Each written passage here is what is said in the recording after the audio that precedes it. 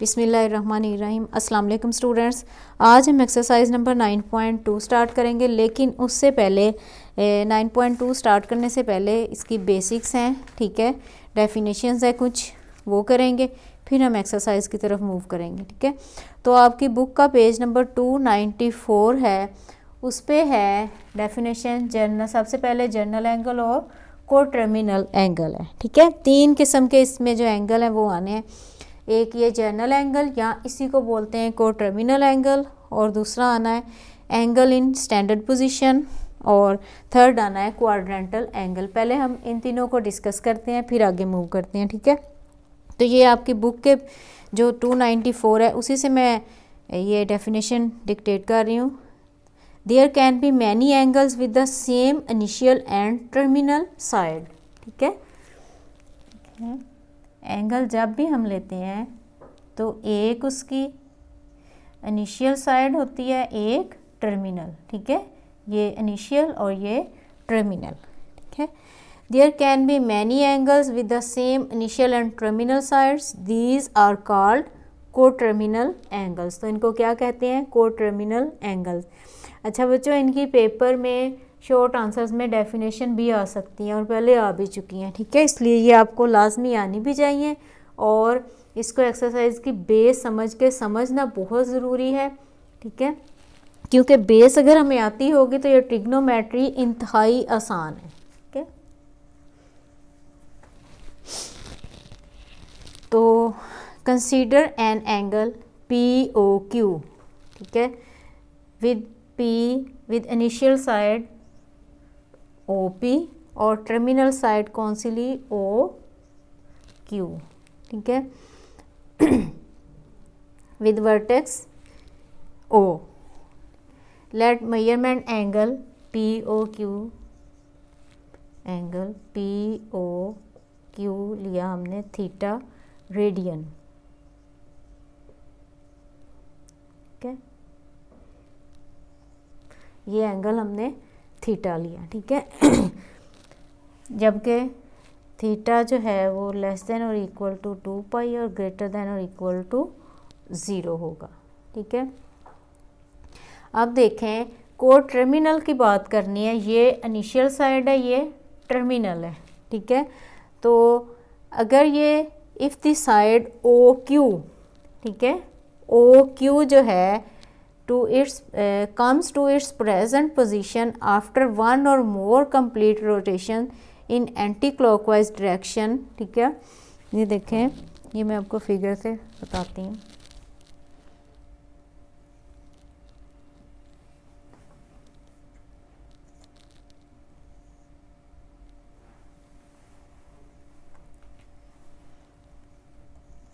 ये हमने angle theta radian में लिया अगर या डिग्री में, तो ये देखें, अगर हम यहाँ से इसको मूव करें, ये आफ्टर कंप्लीट रोटेशन इसकी देखें, यहाँ से ये रोटेशन कंप्लीट करें और ये फिर यहीं पे आए, ठीक है, एंटी क्लॉकवाइज डायरेक्शन में इसने अपनी रोटेशन कंप्लीट की, और फिर किस कहाँ पे ये आ गया?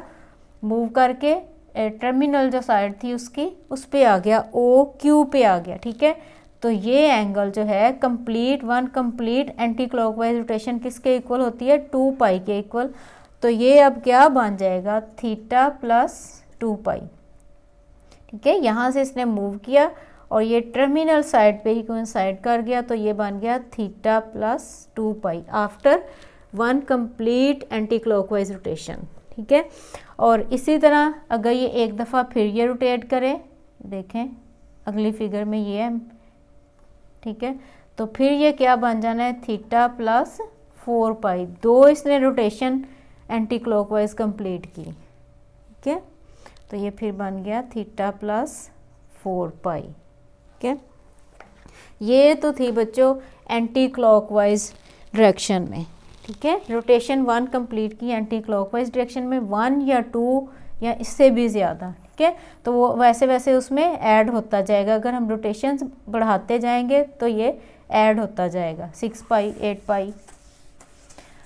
और अगर हो रोटेशन एंटी क्लॉकवाइज डायरेक्शन में तो क्या होगा,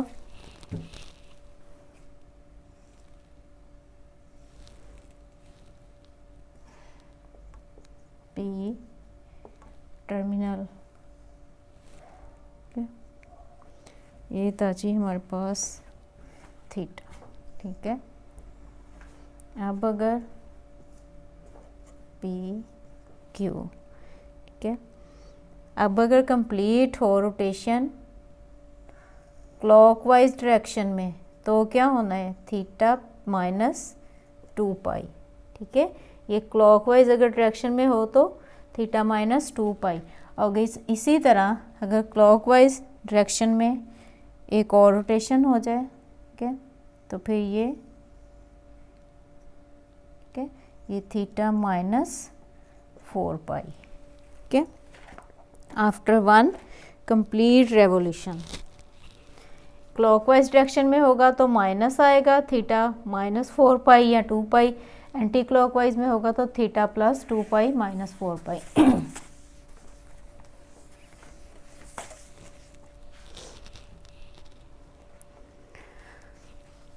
It means that OQ comes to its original position after every revolution of 2 pi radian in positive और negative direction में। ठीक है, तो इसका क्या मतलब है कि जो OQ है, OQ हर रोटेशन के बाद, चाहे वो क्लॉकवाइज डायरेक्शन में हो या एंटी क्लॉकवाइज डायरेक्शन में हो, हर रोटेशन के बाद अपनी ओरिजिनल पोजीशन पे आ जाता है। ठीक है, इन जनरल जो है, if angle is in degree, generally इसको कैसे लिखेंगे, अगर डिग्री में होगा तो थीटा प्लस 360 के।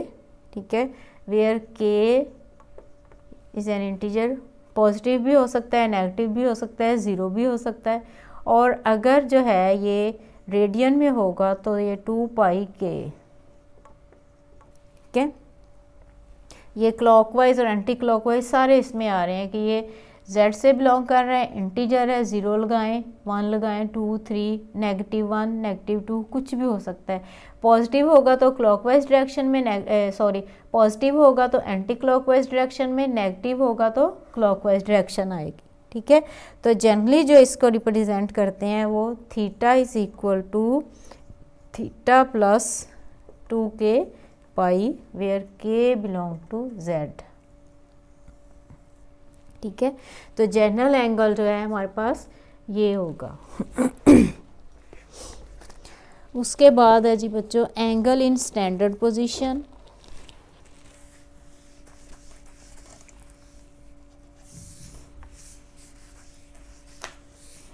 इसमें टर्मिनल साइड हर दफ़ा, हर रेवोल्यूशन के बाद, हर कंप्लीट रेवोल्यूशन के बाद अपनी ओरिजिनल पोजीशन पे आ जाएं, उन एंगल्स को टर्मिनल एंगल्स कहते हैं।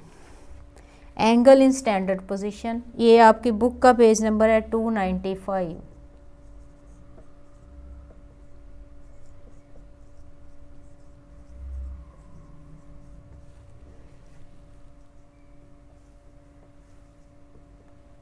ठीक है, ये स्टैंडर्ड पोजीशन में एंगल क्या होता है जी, इसकी डेफिनेशन देखें। An angle is said to be in standard position if its vertex lies at the origin of rectangular coordinate system and its initial side along the positive x-axis। तो angle अगर हम लें ऐसे, पहले मैं आपको वर्टेक्स पीछे भी यूज़ हुआ है, एंगल जब बनता है ना तो ये कहलाता है एंगल का वर्टेक्स। जैसे पीछे भी लिया था तो ये वर्टेक्स, ये OP इनिशियल साइड और OQ पिछले वाले में ली थी टर्मिनल साइड। बहुत सारे बच्चे जो है ना वो वर्टेक्स पे ही कंफ्यूज रहते हैं कि वर्टेक्स कैसे कहते किसको हैं। ये जो कोना बन रहा है एंगल का, इसको कहते हैं vertex.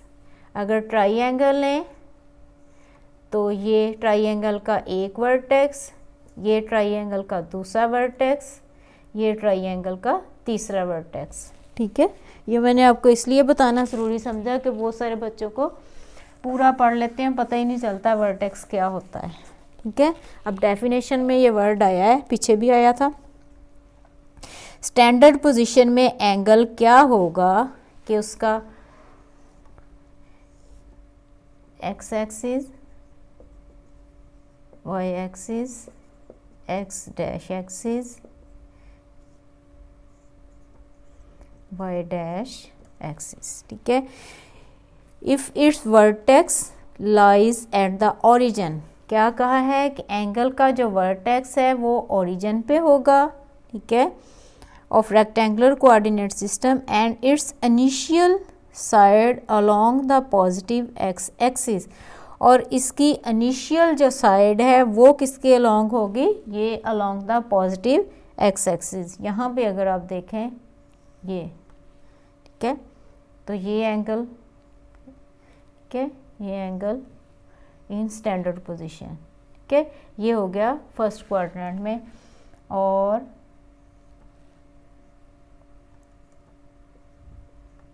X axis, x dash, y dash, ठीक है, और अगर होगा सेकंड क्वाड्रेंट में तो ये होगा, ठीक है।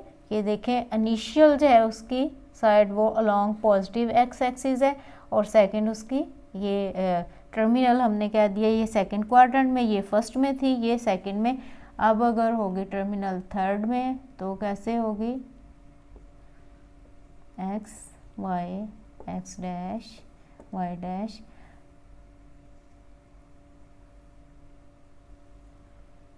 ठीक है। ये देखें ये इनिशियल साइड उसकी along positive x axis, vertex उसका ओरिजिन पे, और टर्मिनल हमने कह दी कि ये थर्ड क्वाड्रेंट में है, ठीक है। अगर होगी अब टर्मिनल फोर्थ में,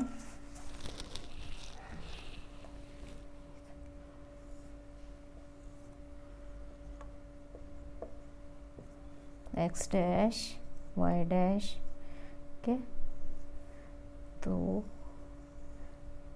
ये होगी, ठीक है, ये है जी एंगल इन स्टैंडर्ड पोजीशन, ये फोर्थ क्वाड्रेंट में,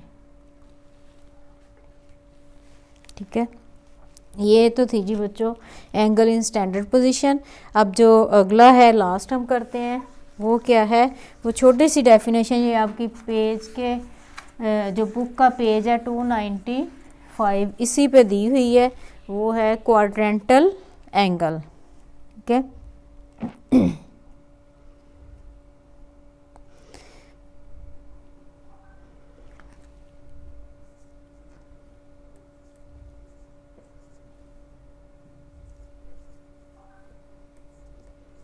क्वाड्रेंटल एंगल किसको बोलते हैं, ठीक है।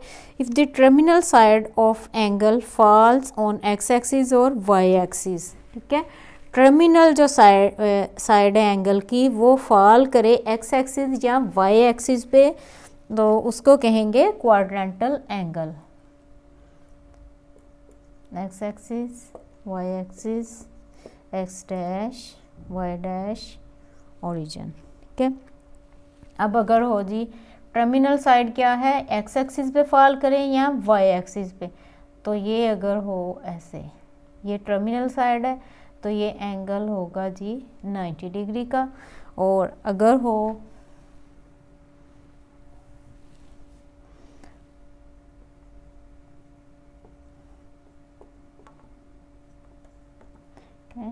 ये, तो ये होगा एंगल 180 डिग्री। इसी तरह अगर हो ये थर्ड में तो ये 270 डिग्री, ठीक है। तो अगर हो फोर्थ में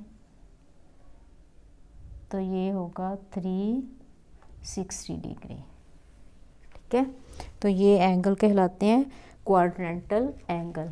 जी बच्चों इस लेक्चर में मैंने आपको 3 एंगल्स बताए हैं, को terminal angle, angle in standard position और क्वाड्रेंटल एंगल, ठीक है।